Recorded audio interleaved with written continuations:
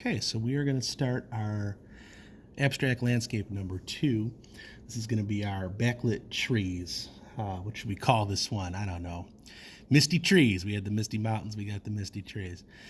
This one is a little different. The first thing I want you to notice is I'm working on a very small piece of paper. How small? Well, here's a standard. Let's kind of move that out of there for a second. There's a standard sheet of paper. I folded it in half both ways, and I just cut out one section. I'm only working on a paper that's the size of one of those rectangles. And the reason for that is there is a lot of shading that goes on at the beginning of this project. And in order for it not to take forever for you and not to completely tire out your hand, I'm going to work a little smaller.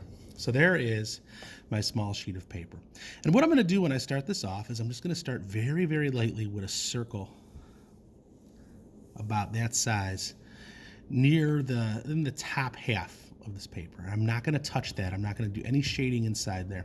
In fact, I'm going to do all my shading outside of it and keep this perfectly white. And I'll just start with some light shading right along the edge of it.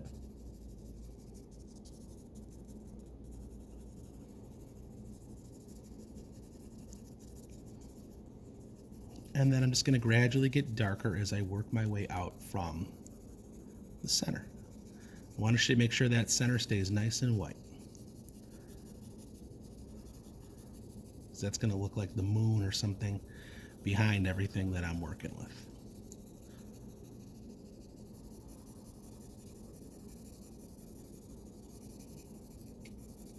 Just applying a little more pressure as I work my way out. See, already that center starts to look like it's glowing or something. That's what we want.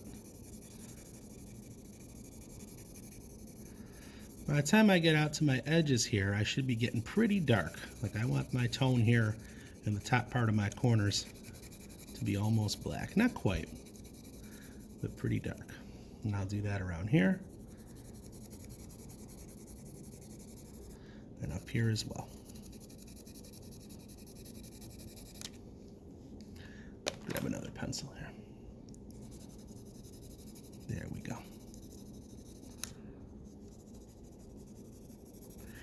Now, when we get towards the bottom of the paper here, what I'd like to do, getting a little issue here where my pencil's running off the paper. You run into that situation, just put another paper underneath. Don't make a mess like me all over your tabletop. When I get down to the bottom here, I'm going to take my darker tone and just sort of fade it out as I get towards the bottom. I'm going kind of quick here for the sake of our video. You can go neater, but I am going to do a buff out with some paper towel in a second here. That should smooth things out as well.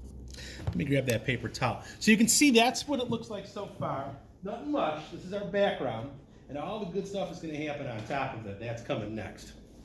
So here's the next step. I'm going to blend it out, and then I'll take a look at it and see if it needs to be darker or smoother in any areas. And I just want to be kind of careful of my center spot and make sure I keep that spot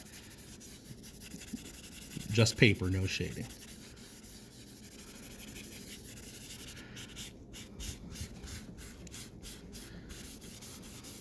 There we go. That's step one. That's the background.